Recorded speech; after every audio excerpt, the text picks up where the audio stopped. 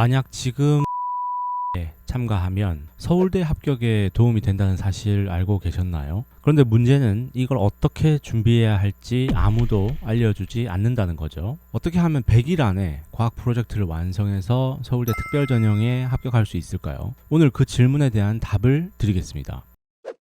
만약 지금 LA에서 열리는 과학 페어에 참가하면 서울대 합격에 도움이 된다는 사실 알고 계셨나요? 그런데 문제는 이걸 어떻게 준비해야 할지 아무도 알려주지 않는다는 거죠. 많은 학부모님과 학생들이 저에게 묻습니다. 어떻게 하면 100일 안에 과학 프로젝트를 완성해서 서울대 특별전형에 합격할 수 있을까요? 오늘 그 질문에 대한 답을 드리겠습니다. 제가 지난 8년간 학생들을 지도하며 쌓은 단 100일 안에 끝내는 과학 프로젝트 로드맵을 공개합니다. 끝까지 주목해주세요. 부모님이 모두 외국인이시거나 해외에서 오래 계셨다면 한국 대학 입시가 막막하실 겁니다. 특히 과학 탐구는 어떻게 준비해야 할지 모르시겠죠? 걱정 마세요. 제가 지난 8년간 학생들을 지도하며 서울대 합격에 결정적인 역할을 한 100일 과학 프로젝트 비법을 지금부터 공개합니다. 서울대학교 글로벌 인재 전형 학사 신입학은 전 교육과정을 해외에서 이수한 사람이나 부모가 모두 외국인인 외국인에게 주어지는 특별한 기회입니다.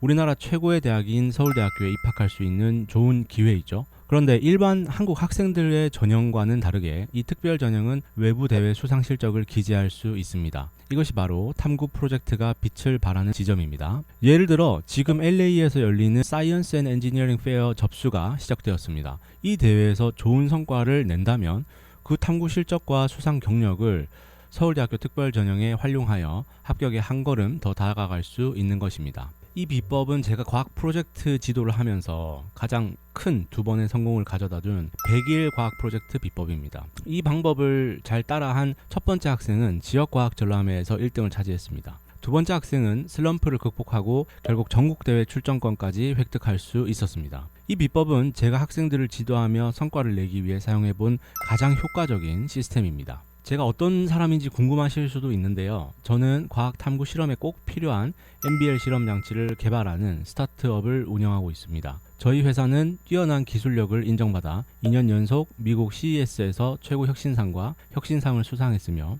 이번에 경주에서 열리는 APEC에도 저희 제품을 전시하게 되었습니다. 이렇듯 저와 저희 회사가 쌓아온 과학 탐구 교육 전문성을 바탕으로 여러분의 자녀에게 검증된 방법을 제시해 드리는 것이니까 믿고 따라오셔도 좋습니다. 1주차에는 약속 선언하기를 할 것입니다. 첫째 주에는 실험 계획을 세우거나 보고서를 쓰는 시간이 아닙니다. 물론 곧 그런 것도 하겠지만요. 첫째 주는 이 탐구에 대한 약속을 만드는 시간입니다. 왜냐하면 탐구 프로젝트에 실패하는 대부분의 학생들은 머리가 나빠서 실패하는 것이 아닙니다. 포기하기 때문에 실패합니다. 숙제가 많아지거나 의욕을 잃거나 과학이 어려워 보이기 때문이죠. 만약 어떠한 약속도 없다면 이 탐구 프로젝트는 그냥 혼자 조용히 사라질 것입니다. 학생들이 그렇게 되지 않도록 지도해야 합니다. 그래서 이번 주가 중요합니다. 왜냐하면 약속은 모든 것을 바꾸기 때문입니다. 이를 뒷받침하는 실제 데이터도 있습니다. 심리학 교수 게일 매튜스 박사가 이끈 연구에 따르면 목표를 종이에 적은 사람들은 단순히 머릿속으로만 생각한 사람들보다 목표를 달성할 확률이 42% 더 높았습니다.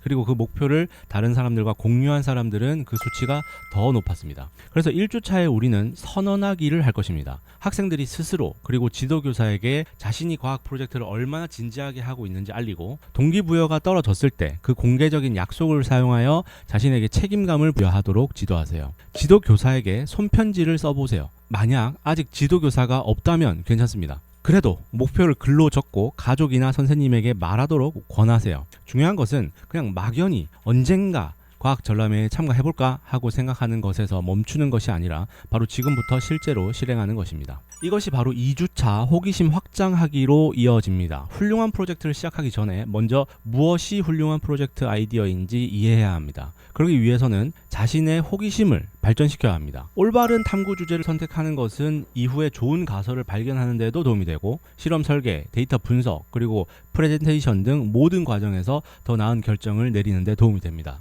반대로 얘기하면 처음에 주제를 잘못 정하게 되면 이후 모든 과정이 힘들어지기도 합니다. 그러니까 2주차의 과제는 과학에 대한 시야를 넓히는 것입니다. 단순히 요약된 뉴스 기사를 읽는 것이 아니라 과학자처럼 네이처 논문을 읽는 것입니다. 이 연구가 왜 중요하지? 이 실험이 왜 이렇게 설계되었지? 데이터는 무엇을 의미하지? 나는 이 결과를 어떻게 다르게 해석할 수 있을까? 와 같은 질문을 스스로에게 던지도록 지도하세요. 생성형 AI를 적극적으로 활용하세요. 그래도 힘드시다면 고정 댓글을 클릭하셔서 8월 한 달 동안의 네이처 논문을 학생도 이해할 수 있도록 제가 정리한 자료가 있습니다. 2주차에 최소 20개의 다양한 과학 논문을 읽을 수 있도록 목표를 주세요. 자신의 관심 분야뿐만 아니라 물리학, 화학, 생물과학, 환경과학 등 다양한 분야의 과학을 접하게 하세요. 지금 더 많은 논문을 접할수록 나중에 학생의 프로젝트에 적용할 수 있는 창의적인 선택지가 더 늘어납니다. 탐구하면서 학생들에게 영감을 주는 요소들을 모아 탐구 노트를 구축하게 하세요. 학생의 흥미를 끈 가설, 인상 깊었던 실험 설계, 그리고 데이터를 시각적으로 표현하는 방법을 모으게 하세요. 탐구 노트를 통해 평소에는 놓쳤을 것들을 발견하고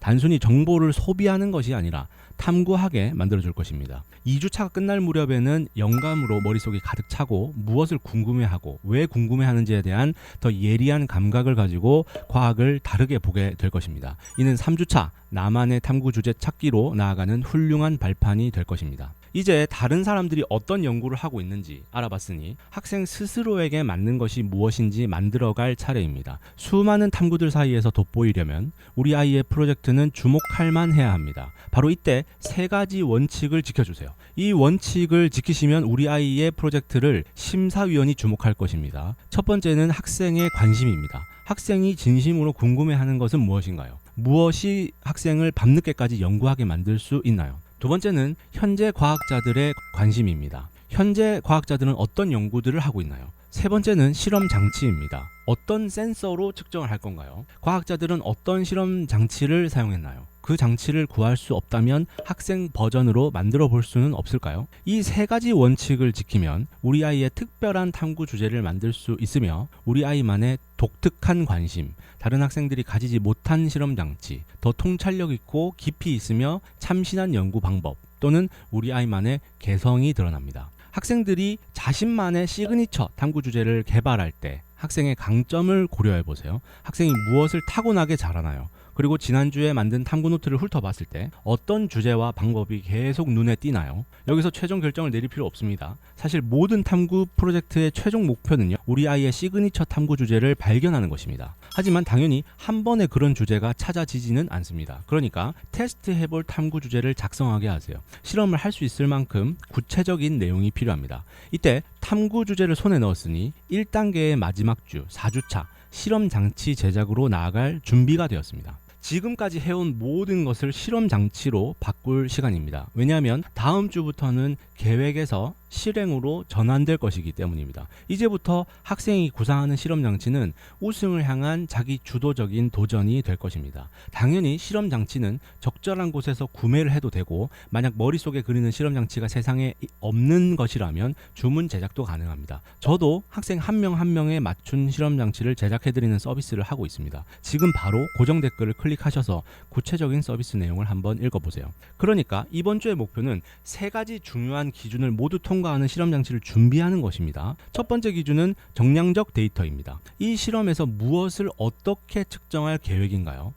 MBL 제조업체에서 구매를 하셔도 되고, 간단한 도구는 인터넷 쇼핑을 통해 쉽게 구하실 수도 있습니다. 학생이 센서를 사용하는 법을 모른다면 생성형 AI를 활용하면 선택한 센서를 사용할 구체적인 방법을 쉽게 알 수 있습니다. 두 번째 기준은 로봇입니다. 궁극적으로 이 탐구 프로젝트의 전체 목표는요, 심사위원에게 깊은 인상을 주는 것입니다. 모든 프로젝트가 전국대회에 진출할 필요는 없습니다. 적어도 그럴 잠재력을 가지면 됩니다. 가장 간단한 방법은 이미 효과가 입증된 것을 활용한 것이죠. 로봇파를 이용한 실험 장치는 이미 많은 과학자들이 시도하고 있고 효과를 얻고 있는 방법입니다. 그리고 저렴한 데스크탑 로봇과 함께 충분히 학생 과학 프로젝트에도 접목할 수 있습니다. 마지막으로 탐구 주제가 충족해야 하는 마지막 기준은 실행 가능성입니다. 학생은 단순히 탐구 활동만 하는 것이 아닙니다. 학생이 공부하는 시간까지 희생해가며 탐구를 할 필요는 없습니다. 학생이 투입할 수 있는 시간을 넘어서는 실험을 기획해서 무리하면 결국 실행을 못합니다. 지금 선택한 실험은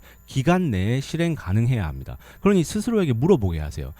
현실적으로 이 계획대로 연구하고 실험하고 분석하고 보고서를 쓸 수 있을까? 만약 불가능하다면 범위 내외에 들어갈 수 있도록 이것을 단순화할 수 있는 방법이 있을까? 라고 질문하게 하세요. 더 크고 복잡한 아이디어는 나중을 위해서 아껴두게 하세요. 그럴 때가 올 것입니다. 하지만 지금은 간결하고 명확하며 달성 가능한 것을 목표로 하게 하세요. 여기까지 왔다면 1단계 완료입니다. 탐구의 기반을 다졌고 방향을 설정했으며 이제 과학 프로젝트에서 가장 생산적인 단계로 넘어갈 준비가 되었습니다. 2단계 5주차부터 9주차는 실험 수행 단계입니다. 탐구 과정 전체에서 가장 실질적인 변화를 가져오는 부분입니다. 학생들이 만약 여기에 몰두한다면 다른 학생들이 1년 동안 얻는 것보다 더 많은 성장을 앞으로 몇 주 안에 보게 될 것입니다. 이 단계에서는 1단계보다 빠르게 진행하는 것이 좋습니다. 일주일에 한 번 프로젝트를 진행했다면 2단계 동안에는 일주일에 2번 프로젝트 진행하는 것이 좋습니다. 기본 진행 속도인 주 1회를 기준으로 하면 실험 수행을 완료하는데 4주가 걸립니다. 하지만 이 단계를 위해 5주를 줄 것입니다. 왜냐하면 예상치 못한 일이 생기니까요. 우리는 사람이니까요. 그러니까 이 여분의 완충 구간을 통해서 학생들이 혹시라도 뒤처질 때 따라잡을 때 도움이 될 것입니다. 솔직히 말씀드리겠습니다.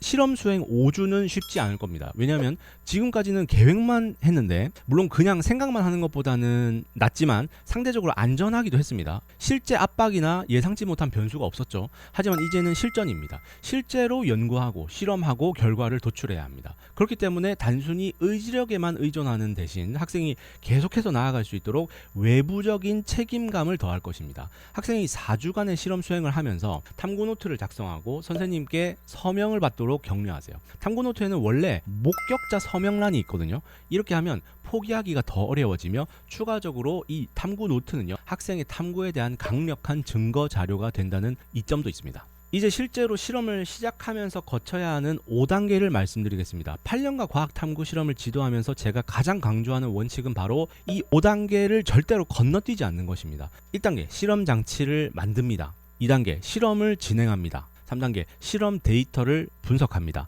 커브 피팅을 해야 합니다. 4단계 인사이트를 도출합니다. 5단계 그러고 나서 보고서와 서류를 작성합니다. 이 순서를 어기고 뛰어넘으려는 시도는 결국 프로젝트를 망치게 됩니다. 그러니까 이 5단계를 철저히 따르도록 지도하세요. 그리고 실험이 힘들 때는 다음에 4가지 조언을 떠올려 보세요. 첫째, 실험의 목표를 설정하게 하세요. 새로운 실험 방법을 테스트하거나 데이터 분석 방식으로 실험하거나 보고서 작성법을 배우려 할 수도 있습니다. 무엇이든 간에 실험의 목표가 설정되어 있다면 비록 실패하더라도 시간이 낭비될 일이 없습니다. 둘째, 실행하게 하세요. 어떤 지름길도 없습니다. 너무 많이 생각하지 마시고 완벽하게 하려고 하지도 마세요. 그냥 시작해서 끝내게 하세요. 실험 실행 단계는 일관된 실행이 제일 중요합니다. 이것은 학생들이 약속된 진행 속도를 고수하는 추진력을 배우는 과정이기도 하거든요. 기억하세요. 실행되지 않은 프로젝트는 뭔가 배울 수도 없고 추진력을 기를 수도 없습니다. 셋째 단계는 성찰하게 하세요. 각 실험 완료 후 10분 정도 할애해서 성찰을 작성하게 하세요.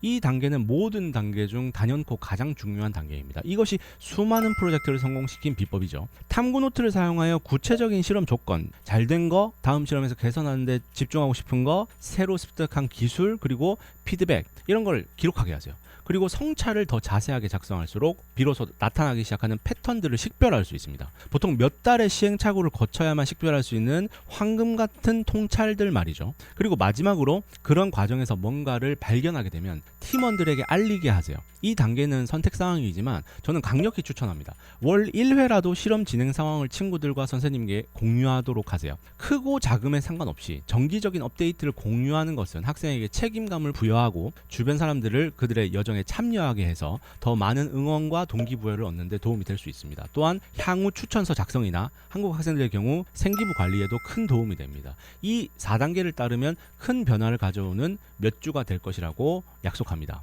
그리고 실험 수행이 쉽지 않을 겁니다. 3번 정도 하다 보면 처음에 기대감과 흥분감 이런 건 사라지고 실험 진행이 현실로 다가올 것입니다. 어떤 실험들은 계획대로 되지 않을 것입니다. 대부분 학생은 압력을 느낄 것이고 아마도 계속 나아갈 가치가 있는지 의문을 품게 될 것입니다. 하지만 괜찮습니다. 그거는 정상입니다. 설사 실패하더라도 문제에 봉착하더라도 학생의 문제 해결력과 과제 집착력, 회복 탄력성을 보여줄 기회가 온 것입니다. 그러니까 그런 위기를 받아들이도록 하세요. 어차피 실험 수행 과정은 완벽을 위한 것이 아닙니다. 그것은 계속해서 실험을 하고 반복 연습을 하고 힘들어질 때도 계속 나아가는 것에 대한 것입니다. 그리고 그렇게 계속 나아간다면 암묵지가 형성이 되어서 어느샌가 남들은 하지 못하는 실험을 하고 있을 거예요. 비밀을 하나 알려드리자면 정말로 학생들에게 큰 변화를 가져다 준 것은 실험 횟수가 아니었습니다. 그 실험들로부터 학생이 배운 것은 직접 연구하고 실험하는 엄청난 추진력이었던 거죠. 그러니까 일이 완벽하게 흘러가지 않는다고 해서 스트레스 받지 마세요.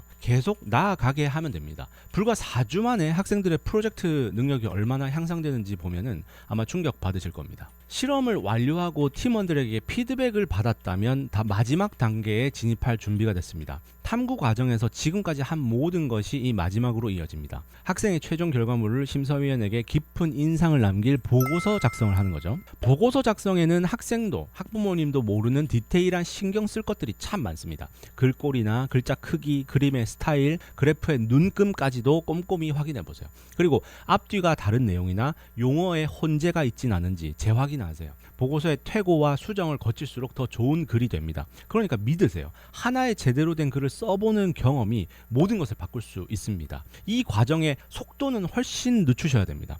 실험 수행 단계는 학습을 가속화하기 위해서 양을 극대화하는 것이었다면 이 단계는 질의 모든 것을 쏟아붓는 것입니다. 그러니까 조금 천천히 진행하세요. 왜냐하면 학생들이 습득한 새로운 기술, 창의성 그리고 풍부한 시간 덕분에 학생들은 이제껏 써본 글 중 가장 최고의 작품을 만들 수 있기 때문입니다.